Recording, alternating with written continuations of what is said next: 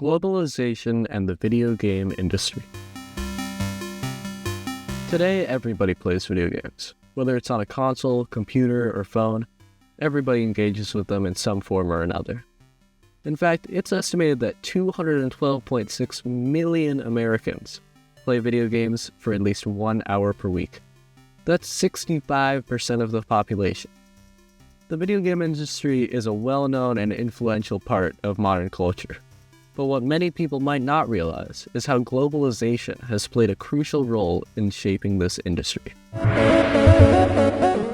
Before diving into the impact on the video game industry, let's first understand what globalization means. Globalization refers to the interconnectedness of people, goods, and cultures on a global scale. To globalize something is to make it global, to spread it around the world for everyone to access. Take your favorite t-shirt, for example. It has most likely traveled through more countries than you have, from cotton farms to manufacturing, dyeing, and then shipping, all to get to your front door. This is globalization in action.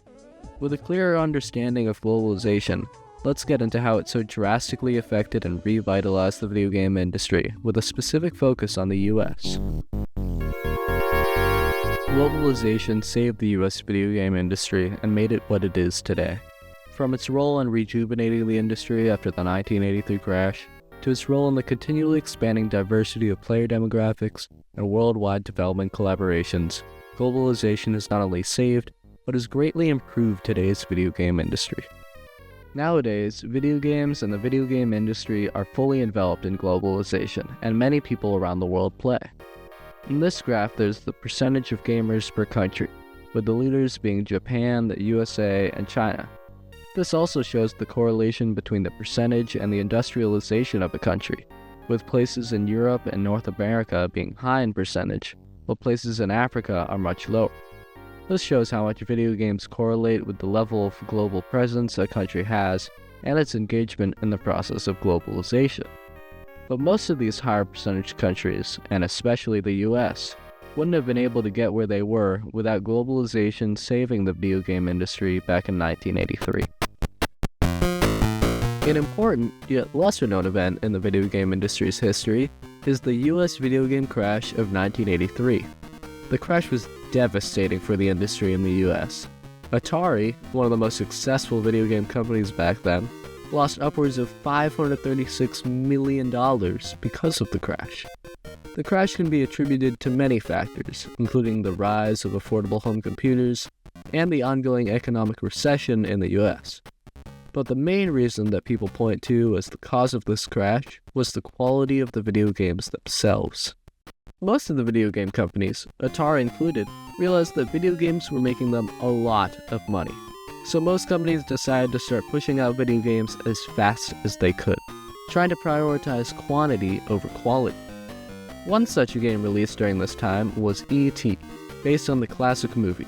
This video game is widely regarded as the worst video game of all time, and is the prime example of the strategy of quantity over quality that people point to. So the companies made more games, and the consumers bought less. This caused an imbalance in the ratio of supply and demand, and caused many arcade and console video games to sit in warehouses never to see the light of day. Atari, being a large force in the video game community at this time, was suffering greatly. They were the ones who made the E.T. game and ended up having to bury over 700,000 game cartridges in a dump at Alamogordo in New Mexico, which later became known as the Atari Wasteland. The public at the time were confused and outraged. Why were all the new video games so bad? In a New York Times article by N.R. Kleinfeld back in October of 1983, there was an interview with Christopher Kirby, an analyst for the Sanford, Bernstein & Co., an investment research firm that provides financial analysis and market insights on companies within the video game industry. He stated that he thought that, quote, video games are a fad that have been eclipsed by computers, end quote, showing the quick loss of hope for the video game industry. And these claims probably would have been justified. That is, if globalization didn't step in. Enter Nintendo, a modern powerhouse in the video game industry and one of the biggest reasons why the US still has a video game industry today. In the late 70s, Minoru Arakawa, the son-in-law of the current president of Nintendo at the time, Hiroshi Yamauchi, proposed Nintendo of America. A base of operations was established in our own Redmond, Washington, to facilitate the sale of Nintendo products. Minoru Arakawa founded Nintendo of America in 1980, and in 1985, 2 years after the official start of the video game crash, they made their move. Seeing the potential of the US video game industry, they stepped in with the NES, or Nintendo Entertainment System, which had previously been tested in Japan's video game markets in 1983 as the Famicom. It was immediately a hit in the US markets, becoming the best-selling console with its innovative games and, of course, its lack of competition. This one act revitalized the video game industry and inspired more companies to create better games to compete with the NES, now over quality rather than quantity. Now, another big reason why Nintendo has prospered in the US video game industry is because of their marketing scheme. Nintendo's strategy differed by targeting families instead of focusing on a specific age, gender, or race, allowing them to reach a much more diverse and extensive audience. This was a big turning point in the video game industry's history, as it essentially normalized video games as a family activity that everyone could participate in. This new idea set it apart from other consoles and broadened their consumer base significantly. And as companies have learned since, marketing to a wider demographic gets them more consumers and therefore more money in their pockets. One way we can see this play out is by looking at a specific demographic, namely gender. Data from sociologist Sidney J. Kaplan and the Entertainment Software Association shows that back in 1982, before the video game crash, the gender split for arcade games was largely male-dominated, with 80% of players being male-identifying and only a mere 20% female. But by last year, in 2023, nearly half of all gamers identified as female. This has shown a clear rise in more diverse targeting campaigns by influential video game companies, by almost completely evening out the gender split in the video game community.